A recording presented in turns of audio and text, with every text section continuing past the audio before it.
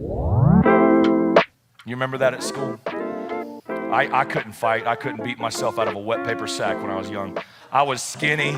I was the skinny, scrawny kid, and I couldn't fight in school, and you'd have to. Like back then, when you were in school in elementary school in the late '80s and early '90s, you had to fight. Like you had to fight. It's just what it was. And I can remember being in school back then, and I couldn't fight, and I'd get some big bully pinning me down, and just throwing blows. And you just have to take it and kind of be a man about it. And that he was bullied when he was a kid, and that his son got picked on, his little 8-year-old son in the park. So he's gonna get him.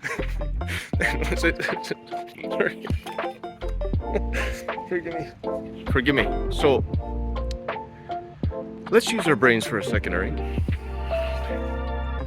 So let me get this right. So because he was picked on, his son was picked on by a bully in the park, he decided to go down to the playground and enact justice and remote some 8-year-old boy.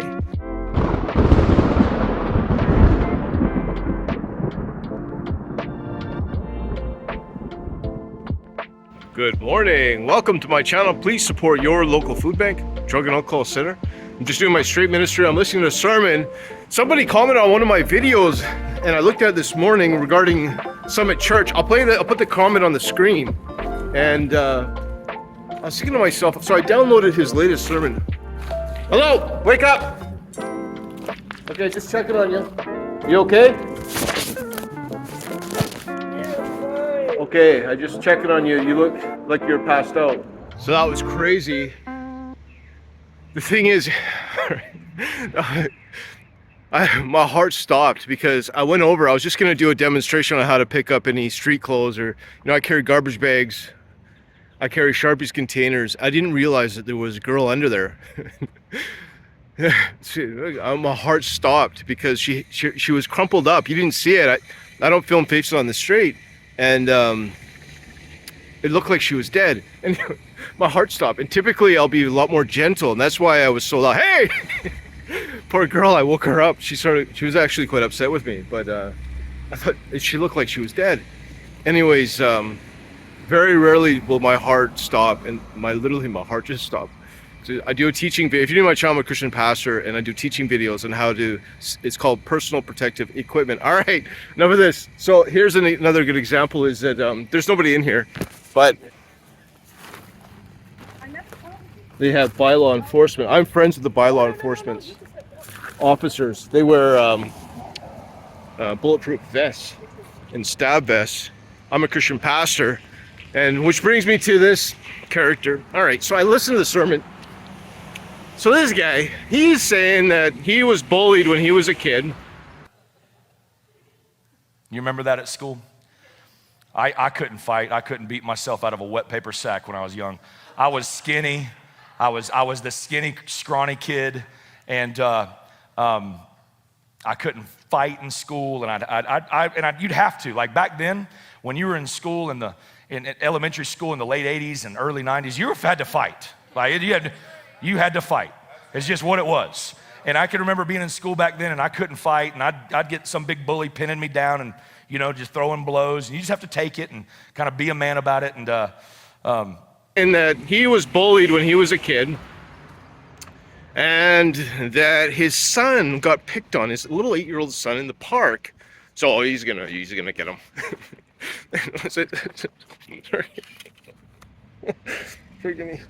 Forgive me. So let's use our brains for a second, all right?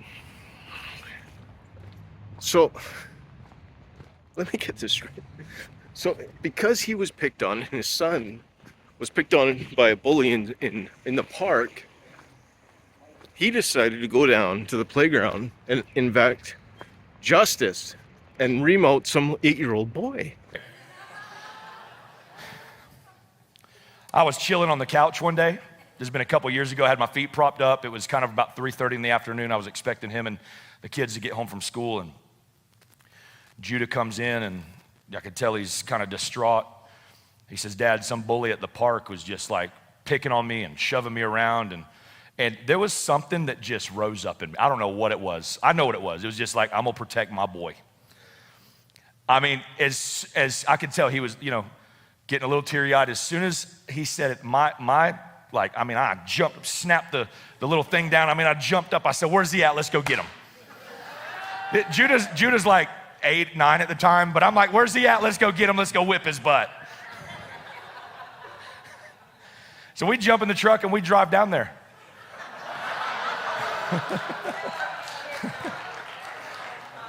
We jump in the truck, we drive up to that park. I put that truck in park, and there's another mom that sees me getting out, and I'm like, is that him, Judah?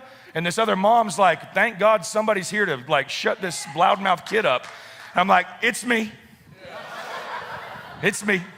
I said, which one is he, Judah? Him? Yeah, him. If I ever hear you talk like that to my son, I just go off on him, You're not gonna be the park bully. He jumps down, and he's, obviously a kid that's, I'm not saying my response is right, by the way. As I'm talking about the power of a blessing. He jumped down and he said some words back to me about how his dad owns Beaumont or something like that. And something an 8-year-old would say, But what I noticed about that whole story, he came home slumped over. Buddy, he walked off that park like, my dad will whoop your dad.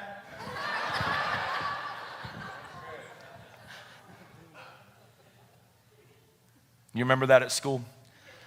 I couldn't fight. I couldn't beat myself out of a wet paper sack when I was young. I was skinny. I was the skinny, scrawny kid, and I couldn't fight in school. And you'd have to. Like back then, when you were in school in elementary school in the late '80s and early '90s, you had to fight. Like you had to fight. It's just what it was. And I can remember being in school back then, and I couldn't fight, and I'd get some big bully pinning me down and, just throwing blows, and you just have to take it and kind of be a man about it. And but I remember getting in little verbal matches with people, and if I knew I couldn't beat them, I'd just say, my dad can whoop your dad. My dad is 5'8". He also can't beat himself out of a wet paper sack. I've learned to realize that as I've grown older as a man. But back then, buddy, I thought he was a superhero. What's the point? The point is, a father's affirmation is everything. A father's role is to bring identity into sons and daughters. So, let me get this straight. So, because he was picked on, and his son was picked on by a bully in the park, he decided to go down to the playground and enact justice and ream out some 8-year-old boy. And I thought to myself, that was my son. Sorry. Could you imagine if that was my son? Some prophet comes into the park and starts reaming out my little 8-year-old son because he was bullied. Then he went on to say something about his dad was only 5'8". Some of my favorite hockey players, one of them was Ty Domi. Ty Domi was 5'8". He was an enforcer inside of the hockey. And what made him tough wasn't his height or his size, but his heart. Another good example is Mike Tyson. He was 5'11", and Mike Tyson, he's Mike Tyson. What made him tough was his heart. He trained harder than anyone else. Anyways, the point of all that is that I guess his father was only 5'8", and I don't who knows what's going through these guys' heads. But that's the first time. 1 second, mate. Morning. Morning. So I'm here to check out some syringes right here. And always want to wear gloves when you're on the street. You don't want to pick up. I'm just gonna check here, then we're gonna do a video across the street. Sometimes they shoot drugs up down here.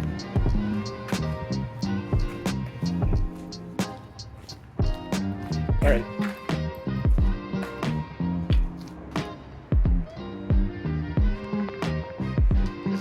So there it is across the street. How you doing? So yeah, always wear personal protective equipment when you're in the street. And so this is, I found this in the park. Quite often I've seen people get stabbed on the street. In fact, I had to do a police report. Guy got stabbed multiple times, and this was in a park. So I pick up dirty syringes, knives. I picked up a Ouija board the other day. Threw that out. I'll play that. Click. Look at this.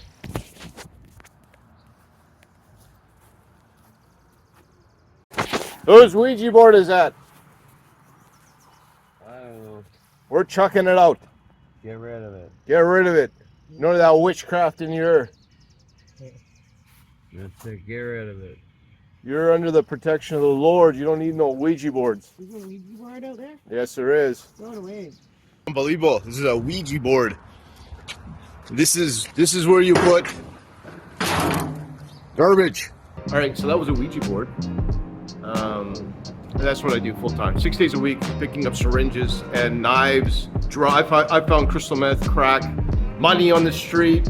Once I found a bag full of benzos and methadone. And you know, I'm everybody's brother. I'm Brother John, right? So I do this 6 days a week, and I also post a few videos regarding my street ministry. All right. So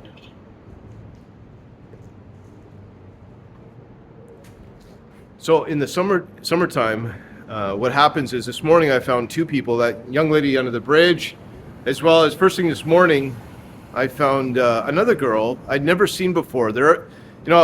Anyways, they fall asleep in the sun and they get severe sunburn. So passing out, I give them a squirt. And I want to say a few things in this video. The first one is that the point of this video is that we are praying for people in Summit Church. Many people have contacted me at Summit Church. In fact, I can't say too much because it was in confidence, but I can just say that one person in particular has spoken at Summit Church, contacted me in private, very concerned about what's happening in that church under the leadership of Chris Mathis. Now, Chris Mathis, I always go to the very last thing that any internet false prophet says, because it's impossible for them not to preach. I expose the false teachings that come out of their mouth. And he's pushing the prosperity gospel, all right? The Abrahamic blessings that, the idea is, I have it all on my website, is that because we're under the Abrahamic cover, what's his name? Kenneth Copeland is very big on this. Actually, there's a famous clip where a reporter asked Kenneth Copeland about him and his jet. And he replied, the Abrahamic covenant. In fact, I'll play that, and then I'm going to play this latest sermon of Chris Mathis. Click. We invest from, let's see, I don't know the exact number on last year yet, but it will run something in the neighborhood of 25 million in the poor. Can't do that and be broke. So final question is, a lot of people maybe have a misunderstanding then about what you do in prosperity preaching. So the final question is this: to those critics that say that a preacher should not be living a life of luxury, what is your response to that? They're wrong. That's it?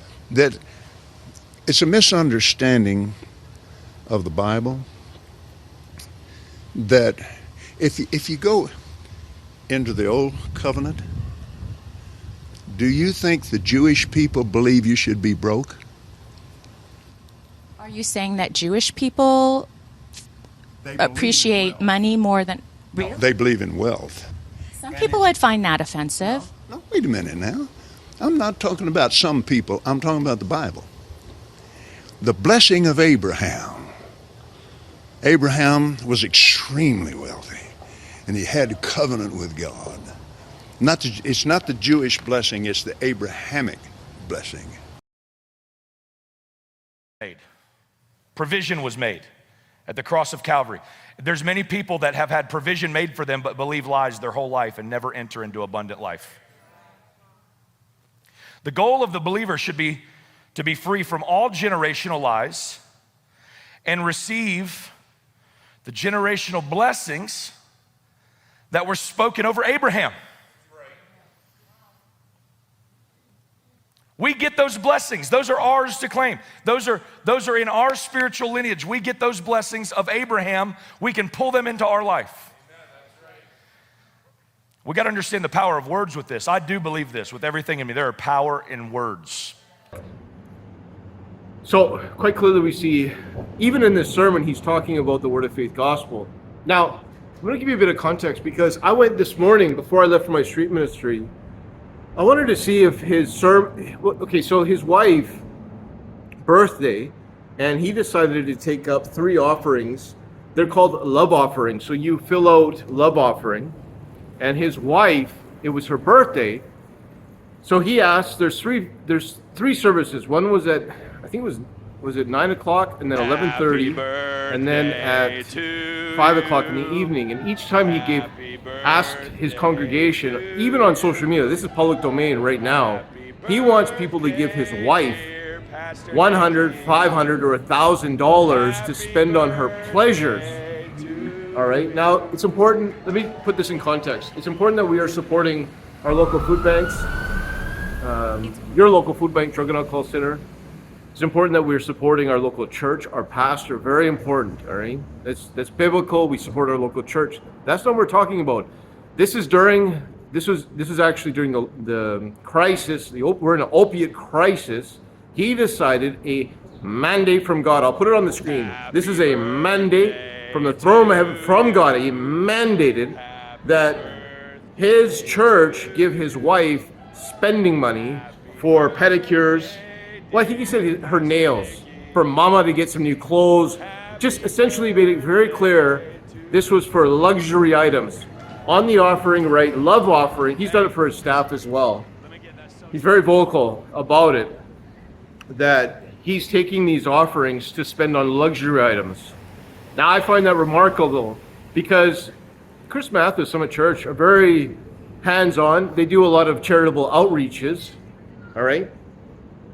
But the money that he's asking his congregation to give to his wife for new clothing and spending cash, she's a paid employee. My encouragement to Chris would be, give your wife a raise, all right? That's what I would say to him. Come on then through. Absolutely. We're having a click. One second.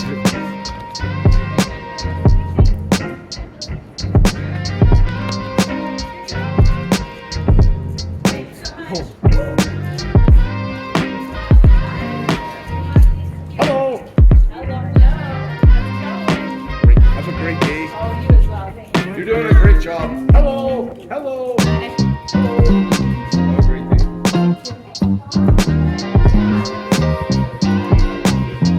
This is the park. That's why I pick up syringes and knives, because the parks that well, you can see it's the back. It's the back.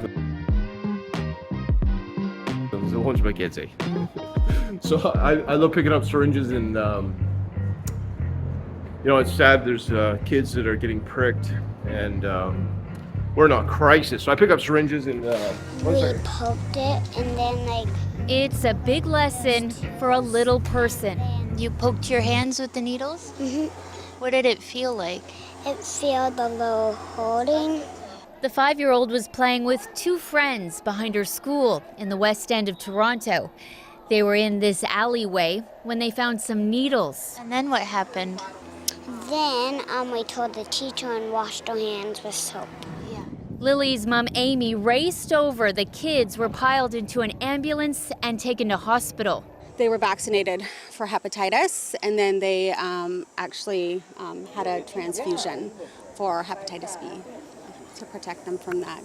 And now Lily and her friends start 28 days of drugs for HIV prevention. It's hard to believe it's happening. It's terrifying. The school's custodian sweeps the yard and playground every morning.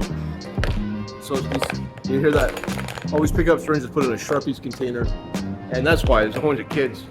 And particularly in playgrounds in the morning when I'm checking on bodies, I completely forgot what I was talking about. So what I'm going to say is I'll play the 3 videos. Click. I'm gonna do something I've never done for Nikki before in a church service in 12 years that we've pastored.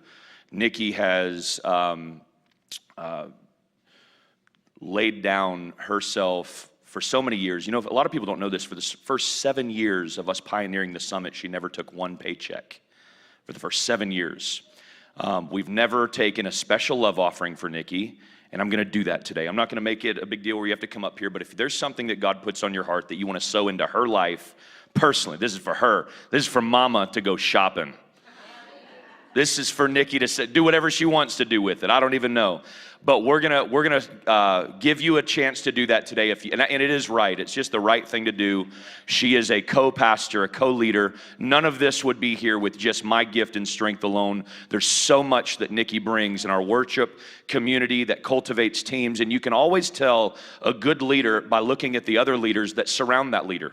And you look at the amazing gifts and leadership that Nikki cultivates with just her team that surrounds her. And so we're going to do that as a Summit Church body. We're going to do that as a church. No matter what comes in, we're going to give Nikki some extra for her birthday. And I don't feel bad about doing this. There was a day that I would have felt bad about doing this, about what people may think. I don't even care. Like, listen, we've been doing this 12 years, and it wouldn't be here without her. So we're going to bless her life. Amen. If she's blessed you, I want to encourage you to do something. You can do it online or on your way out. You can slip her a $100 bill or a $500 check, however you want to do it. $1,000 check. She will appreciate it. Awesome. We're going to jump into the word this morning. Is that okay? Is that right? Do you guys love your pastor? Is that right? Come on. Thank you. Thank you. You know, this is something we've never done for Pastor Nikki. I was thinking about this actually last night. I felt like the Lord told me, you need to do this for your wife. It was a mandate from God. I really felt like this was from God. And I was thinking, we've never done this. In 12 years of pastoring together, we've never taken up a special love offering for Pastor Nikki, ever. We've done it for a lot of people, a lot of staff members, a lot of friends, a lot of guests that come in, a lot of people in our congregation at times that have needed help, and we've given a lot of money away. And for the first 7 years of this ministry, Pastor Nikki never even received a paycheck. Back then, we weren't giving away $322,000 back then. We were lucky if we got in that much for the year just to pay the bills. But this year, we're going to do that. I felt like it's from God. And if she's blessed your life, I want to ask you that you help me do that. This is 100% to her. You can make your checks or give to the summit. Just make sure it says love offering on there if you do that on the app or if you text to give. And again, this is not for anything crazy spiritual, feeding the neighbor. This is for Mama to go buy some clothes if she wants to, because it's her birthday. Is that okay? That okay? That okay? Hey, that's her birthday. That's all right. That's right. I think, you know what? And that's spiritual too. When you bless someone and you bless someone that has labored and poured out. And I know when she goes to get them nails and feet done and new garments, she'll lead worship probably a little bit better next week. Now, if you don't give, she might not. I don't know. Happy birthday to you. Happy birthday to you. Happy birthday, dear Pastor Nikki. Happy birthday to you. Hey, let me get that social security check when it comes in. No, in all seriousness, no, we love Pastor Nikki. Just, I felt like the Lord, told me to do this. We've never done this for Nikki over the course of 12 years that we've been pastoring and leading. There's been a lot of opportunity that we've sown into other people. And I know the church has blessed us as a couple at times to get away for pastor's appreciation, but we've never really done it for Nikki individually, as we've done so much over the years. And I've watched Nikki sacrifice. I watched her go 7+ years in this ministry without a salary, but probably laboring more than any other volunteer and paid staff members, including myself. She was really like all in, locked in. And that's just the type of woman she is. And so I want to give you a chance to give. You don't have to make it a big deal. Come up to the front. But if you want to bless her for her birthday, it's not going to, anything spectacular. Mama's just going to go shopping. And that's what we want to do. We want to bless her with her birthday. And that is pretty spectacular, if you ask me. I believe it's also spiritual. I think it's also right. It's interesting that why Chris is so popular, because he's quite entertaining. He's got all these little stories that he tells. Not only that, he's tickling people's ears with this concept. The Abrahamic blessings of God are transferred to the New Testament Christians. Here's the problem I have with that. I'm done with this video, is that if you just read your Bible, we're going to read Peter. This is Nero. They were using Christians as torches, all right? If you look at all the disciples, okay, so the most apostolic leaders of the ecclesia, the real apostles of God, they died as martyrs.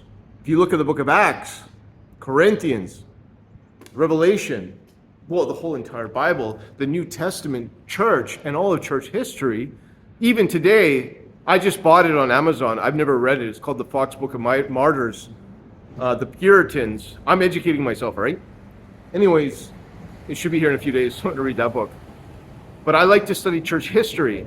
Why is it that the man, Chris Mathis, is teaching people that, for an example, Isaiah 53, the Abrahamic, that it is God's sovereign will that you always be healthy and wealthy. And why is it so popular? Well, people want to hear that. And when times are going great, the fridge is full of food, you can preach that doctrine. I'll end with this. We're going to read the Bible in a second. I'm not going to say his name because I am going to be doing a follow-up video. There's a man in Drayton Valley here in Canada, and they just had a fire. We are praying for the people that were affected by the fires, a wildfire.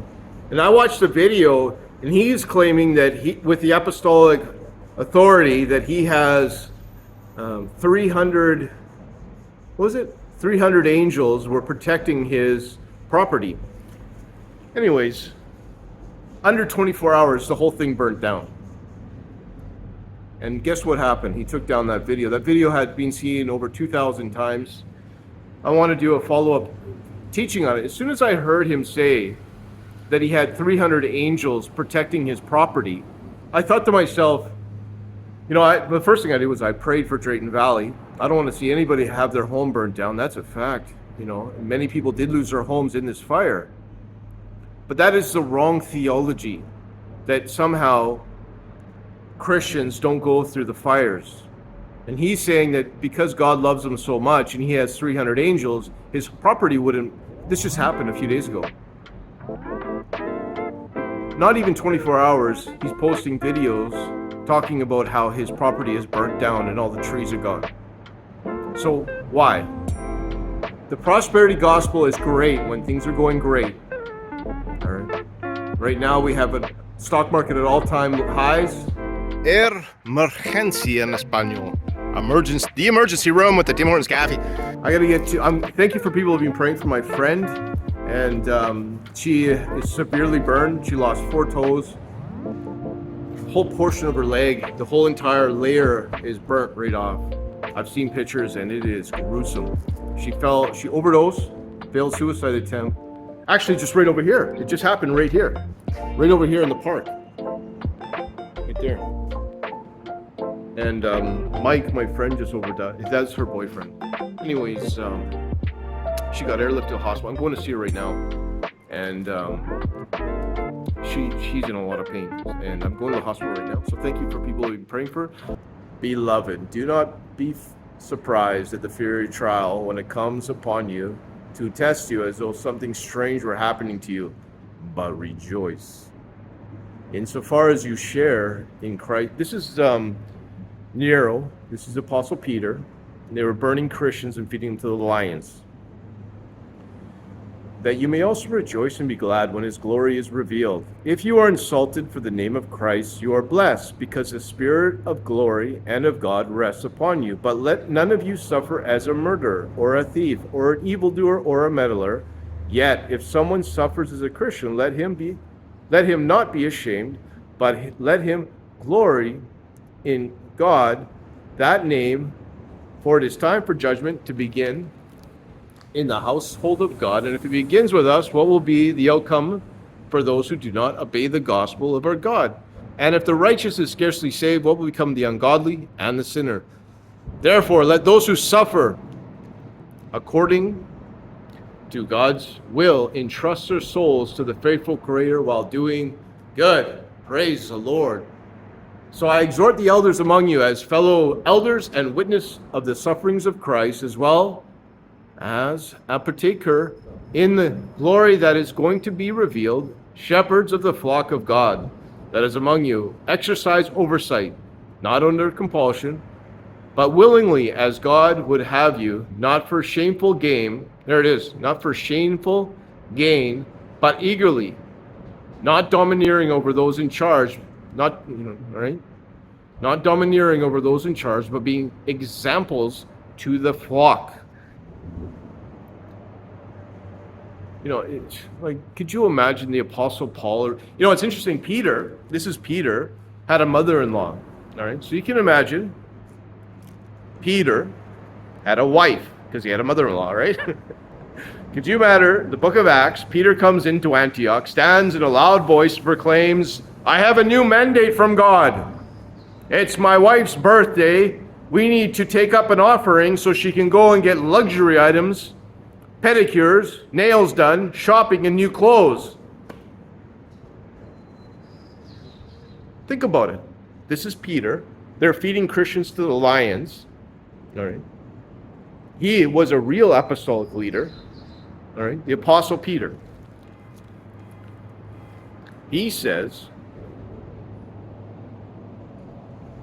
not under compulsion, but willing as God, under you have you, not for shameful gain. It's shameful. I'm done with this video.